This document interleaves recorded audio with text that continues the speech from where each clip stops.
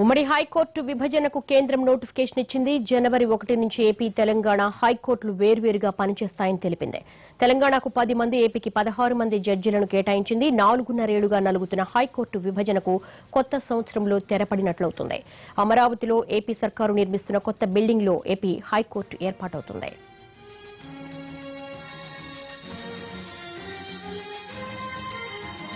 High court విభజనకు సంబంధించి updates మా ప్రతినిధి శర్మ అడిగి తెలుసుకున్నారు. శర్మ, ఎట్టకేలకు కోర్టు విభజనపై తాజా ఉత్తర్వులు ఏ విధంగా ఉన్నాయి? దేవి, 4.5 ఏళ్ల సుదీర్ఘ పోరాటం తర్వాత 2 తెలుగు రాష్ట్రాలకు ప్రత్యేక హైకోర్టులు ఏర్పాటు కాబోతున్నాయి.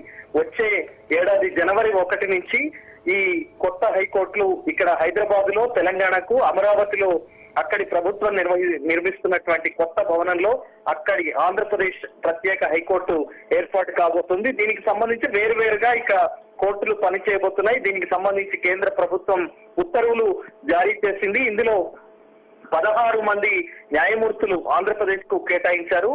ఇక్కడ 10 మంది న్యాయమూర్తులను తెలంగాణకు కేటాయించారు. దీనికి సంబంధించినటువంటి నోటిఫికేషన్ వెల్లడైంది. సుదీర్ఘ పోరాటం దీనికి సంబంధించి తెలంగాణ రాష్ట్ర ప్రభుత్వం ఇక్కడ ఎంపీల ద్వారా కేంద్రం పైన తీవ్ర స్థాయిలో ఒత్తిడి పెంచారు. ఇక్కడ లాయర్లు కూడా తీవ్రమైనటువంటి ఆందోళనలు వ్యక్తం చేశారు. ఎట్టకేలకు 4.5 ఏళ్ల తర్వాత ఈ కొత్త రాష్ట్రం, కొత్త ప్రభుత్వం ఏర్పడిన తర్వాత తెలంగాణలో ఈ నోటిఫికేషన్ కు సంబంధించి ఇప్పుడు ఇక్కడ తెలంగాణ లాయర్లు ఆనందం వ్యక్తం చేస్తున్నటువంటి పరిస్థితి ఉంది. మొత్తానికి జనవరి 1వ తేదీ నుంచి అమరావతిలో ఆంధ్రప్రదేశ్ హైకోర్టు ప్రత్యేకంగా ఏర్పాటు కాబోతోంది. అక్కడ ఆ రోజు నుంచి విధులు అక్కడి న్యాయమూర్తులు, అక్కడి సిబ్బంది కూడా నిర్వహిస్తారు. దీనికి సంబంధించినటువంటి ఉత్తర్వులు వెలువడ్డాయి. మరి ఒక ఇద్దరిని మాత్రం మధ్యలో వచ్చింది. అది పూర్తి స్థాయిలో నిర్వహించిన తర్వాత వాళ్ళని కూడా మరి ఎక్కడికి కేటాయిస్తారని చూడాల్సి ఉందా?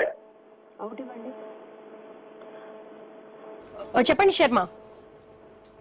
అయితే 10 మంది మాత్రం ప్రస్తుతం ఆంధ్రప్రదేశ్ కు సంబంధించి 16 మందిని కేటాయించారు కాబట్టి 10 మందిని తెలంగాణ హైకోర్టుకు కేటాయించారు. వాళ్ళు యథాతథంగా విధులు నిర్వహిస్తారు. ఇక్కడ ఆంధ్రప్రదేశ్ కు సంబంధించి అమరావతిలో కొత్త బిల్డింగ్ నిర్మిస్తూ ఉన్నారు. అది చివరి దశలో ఉంది. అందులో తాత్కాలికంగా హైకోర్టు భవనాన్ని ఏర్పాటు చేశారు. అక్కడ విధులు యథాతథంగా 1 నుంచి కొనసాగుతాయి.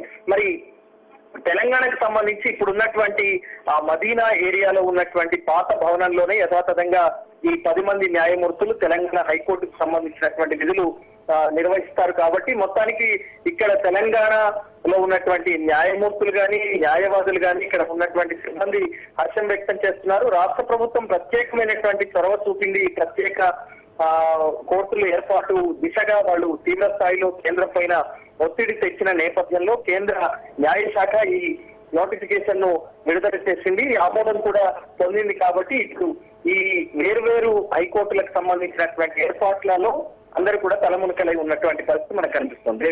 ఎట్టకేలకు హైకోర్టు విభజనకైతే గ్రీన్ సిగ్నల్ లభించింది. జడ్జిల నియామకాలకు సంబంధించి, విభజనకు సంబంధించి ఏమైనా అడ్డంకులున్నాయా?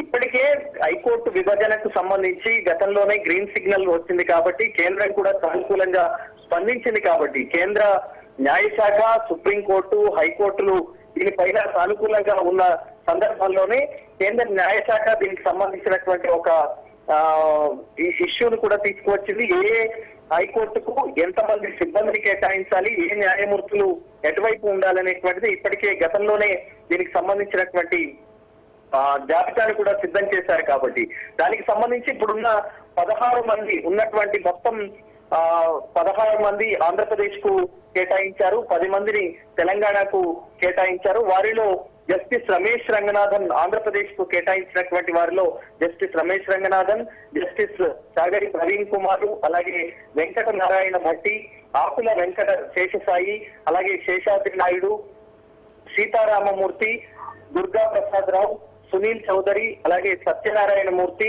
శ్యామ్ ప్రసాద్, జస్టిస్ జవాల్కర్ ఉమాదేవి, అలాగే బాలయోగి, అలాగే తెలప్రోలు రజని, అలాగే వెంకట సుబ్రహ్మణ్య సూర్యనారాయణ సోమయాజులు, అలాగే విజయలక్ష్మి, గంగారావు, వీళ్ళందరూ కూడా ఆంధ్రప్రదేశ్ హైకోర్టుకు కేటాయించారు. అలాగే తెలంగాణకు సంబంధించి జస్టిస్ రాజశేఖర్ రెడ్డి, జస్టిస్ నవీన్ రావు, జస్టిస్ చల్లా కోదండరామ్, జస్టిస్ శివశంకర్ రావు, అలాగే షమీర్ అఖ్తర్, జస్టిస్ కేశవరావు, జస్టిస్ కుమార్ షెవలి, అలాగే అమర్నాథ్ గౌడ్ వీళ్ళందరినీ కూడా తెలంగాణకు కేటాయిస్తూ ఈ ఉత్తర్వులు వెలువడ్డాయి. కాబట్టి ఇక ఆంధ్రప్రదేశ్, తెలంగాణకు సంబంధించినటువంటి హైకోర్టులు వేరువేరుగా పనులు ప్రారంభిస్తాయి. దానికి సంబంధించినటువంటి ఏ రాష్ట్రానికి సంబంధించినటువంటి కేసులు ఆ రాష్ట్రంలోనే ఉండే విధంగా చర్యలు తీసుకోనున్నారు. ఇప్పటి వరకు ఉమ్మడి హైకోర్టుగా పనిచేసినటువంటి ఈ హైదరాబాద్ లో ఉన్నటువంటి హైకోర్టు వేరువేరుగా విభజన జరగబోతోంది. దానికి సంబంధించినటువంటి కేసులు కూడా అన్ని బదిలీ అవుతాయి. ఆ రాష్ట్రానికి సంబంధించినటువంటి కేసులు అమరావతికి బదిలీ అవుతాయి. అక్కడి న్యాయమూర్తులు వాటికి సంబంధించినటువంటి వాద ప్రతివాదనలకు సంబంధించి, అలాగే తీర్పులకు సంబంధించి అక్కడ వెల్లడవుతాయి. తెలంగాణకు సంబంధించి ఇక్కడ ప్రస్తుతం ఉమ్మడి హైకోర్టుగా కొనసాగుతున్నటువంటి హైదరాబాద్ లో ఉన్నటువంటి హైకోర్టులో ఇక్కడి వివాదాలకు సంబంధించిన విచారణలు ఇక్కడ కొనసాగుతాయి. రైట్ శర్మ.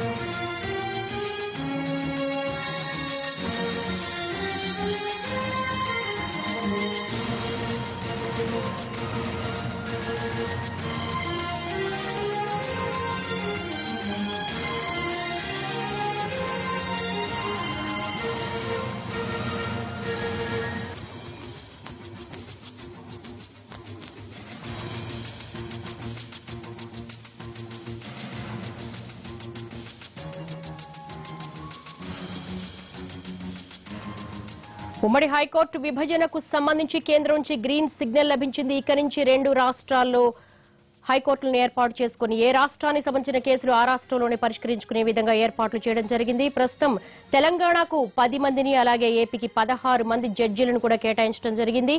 ప్రస్తుతం మనం ఎన్టీవీ స్క్రీన్ మీద చూస్తున్నాము. తెలంగాణకు 10 మంది న్యాయమూర్తులు, అలాగే ఏపీకి 16 మందిని కేటాయించడం జరిగింది. హైకోర్టు విభజనకు సంబంధించి గత 4 సంవత్సరాలుగా కూడా పోరాటం జరుగుతోంది. విభజనకు సంబంధించి ఇక 2 తెలుగు రాష్ట్రాల్లో జనవరి 1 నుంచి కూడా వేరువేరు హైకోర్టులను ఏర్పాటు చేయడం జరిగింది. ఆంధ్రప్రదేశ్ కు సంబంధించి అమరావతిలో నిర్మించినటువంటి కొత్త భవనంలోకి హైకోర్టును ఏర్పాటు చేసుకునే వీలుంది. అలాగే తెలంగాణకు సంబంధించి పాత భవనంలోనే విధులు నిర్వహించే అవకాశాలుగా కనబడుతున్నాయి.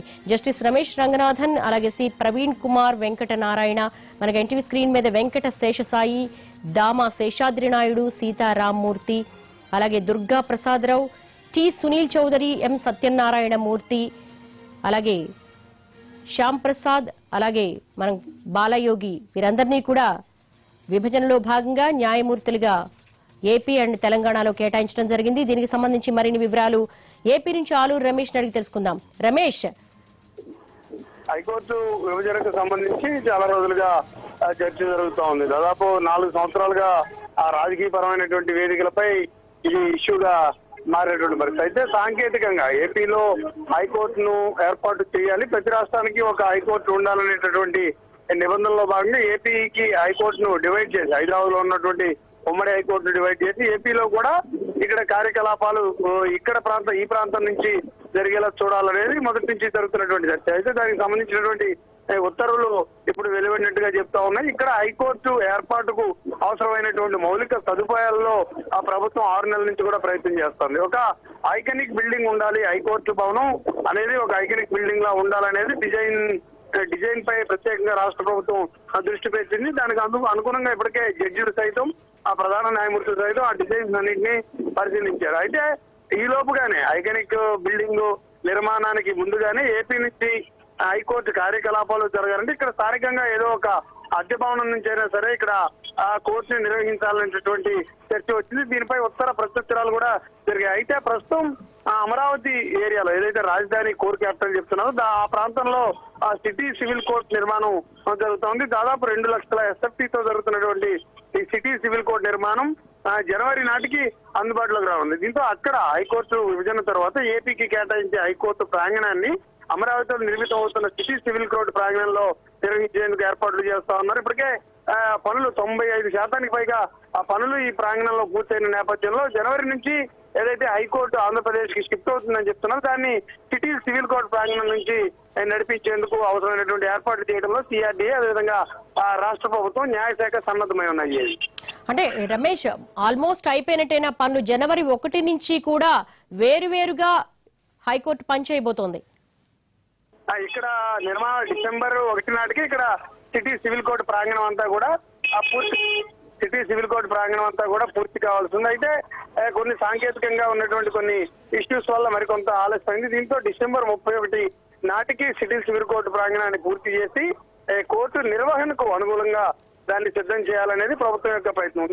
మనం చెప్పినట్టు 90-95% పనులు ఇప్పటికే పూర్తయిపోయి ఫస్ట్ వీక్ నాటికి ఇదంతా పూర్తిగా అందుబాటులోకి వచ్చే అవకాశం కనిపిస్తా ఉంది. All right Ramesh.